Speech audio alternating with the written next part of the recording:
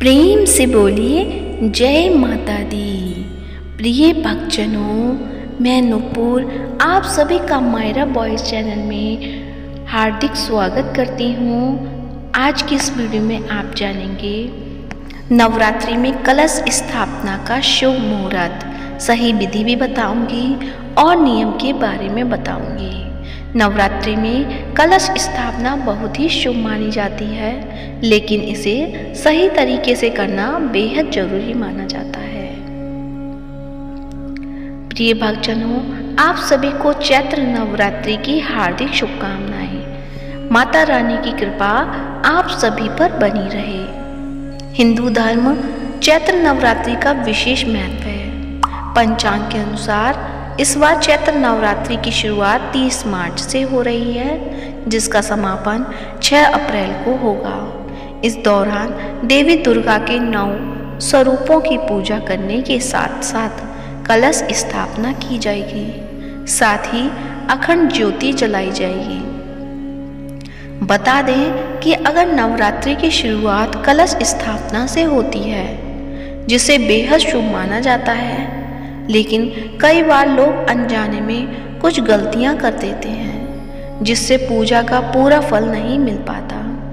इसलिए कलश स्थापना करते वक्त कुछ नियमों का ध्यान जरूर रखना चाहिए। तो आइए जानते हैं कि वो कौन कौन से नियम हैं, कलश की सही विधि क्या है। सबसे पहले आपको बताती हूँ, कलश स्थापना के दौरान बिल्कुल भी ना करें ये गलतियाँ। कौन सी हैं वो गलतियाँ? गलत दिशा में कलश रखना। जी हाँ, कलश की स्थापना किसी भी दिशा में नहीं करनी चाहिए।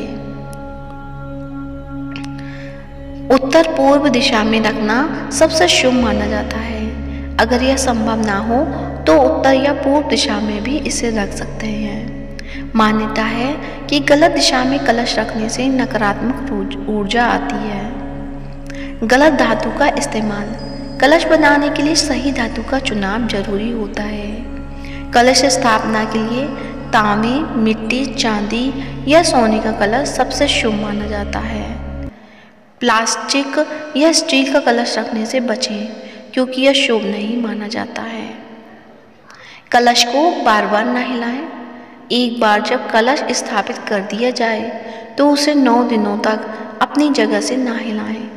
बार बार छूने या इधर उधर करने से पूजा में बाधा आ सकती है। इसलिए कलश को सही जगह पर स्थापित करें और फिर उसे न छेड़ें। अब जानते हैं सही मुहूर्त में करें स्थापना। कलश स्थापना किसी भी समय नहीं की जाती है। इसके लिए शुभ मुहूर्त का ध्यान रखना जरूरी होता है।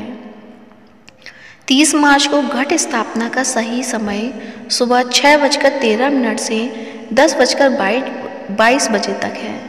इसके अलावा दोपहर में 12:01 से 12:50 बजे तक अभिजीत मुहूर्त रहेगा। मान्यता है कि इस दौरान कलश स्थापित करने से देवी दुर्गा की विशेष कृपा प्राप्त होती है। कलश स्थापित करने के लिए आपके पास मिट्टी या तांबे का एक कलश होना चाहिए। इसके नीचे एक पात्र में मिट्टी रखकर उसके ऊपर कलश को स्थापित किया जाता है।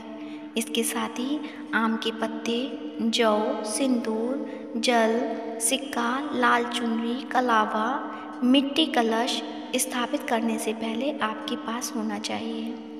कलश स्थापित करते समय सबसे पहले थाली या थाली नुमा किसी बर्तन में मिट्टी आपको रखनी चाहिए और इसमें जौ डाल देने चाहिए।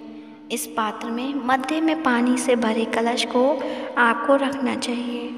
कलश में अक्षत, सुपारी, इलायची और सिक्का आपको डालना चाहिए। इसके बाद कलश के मुख पर आम के पत्ते रखने चाहिए और इसके बाद नारियल को चुन्नी से लपेटकर कलश के मुख पर रख देना चाहिए। फिर कलश पर कलावा बांधें और स्वास्तिक का चिन्ह बनाएं। इस तरह आपका कलश स्थापित हो जाता है। ऐसा माना जाता है कि कलश में सभी देवी देवताओं का निवास होता है। ऐसे में अगर आप नवरात्रि के पहले दिन कलश स्थापित करते हैं तो सभी देवी देवता आपकी पूजा के साक्षी बन जाते हैं। इसलिए नवरात्रि की पूजा में कलश स्थापना का बड़ा महत्व है। अब जानते हैं माता की श्रृंगार सामग्री। माता के श्रृंगार के लिए आपको बिंदी, मेहंदी, सिंदूर, लाल चूड़ी, लाल चुनरी, बिछिया, माला, नाक की नथ, काजल, मेहंदी, नेल पॉलिश, लिपस्टिक, इत्र, पायल आदि चीज़ें पूजा स्थल पर रखनी चाहिए। यदि इतनी सामग्री नहीं है तो कम से कम 5 या 7 अवश्य होनी चाहिए। नवरात्रि के दौरान माँ को श्रृंगार सामग्री अर्पित करने से वैवाहिक जीवन में अच्छे बदलाव आते हैं। साथ ही अविवाहितों को योग्य जीवन साथी की प्राप्ति होती है। सौभाग्य वृद्धि के लिए माता को श्रृंगार सामग्री अवश्य अर्पित करनी चाहिए। तो ये थी चैत्र नवरात्रि से जुड़ी कुछ जानकारी, जिसमें आपको कलश स्थापना के नियम भी बताए गए हैं। तो जानकारी कैसी लगी कमेंट बॉक्स में अवश्य बताएं। और आप हमारी वीडियो को कहाँ से देख रहे हैं तो अपनी जगह का नाम भी अवश्य लिखें। और साथ ही इस वीडियो को लाइक करें, शेयर करें, चैनल को सब्सक्राइब करें। मायरा वॉइस चैनल पर नवरात्रि की व्रत कथा भी प्रस्तुत की जाएंगी, उन्हें भी पूरे श्रद्धा भाव से, प्रेम भाव से पूरा अवश्य सुनें। धन्यवाद। जय माता दी।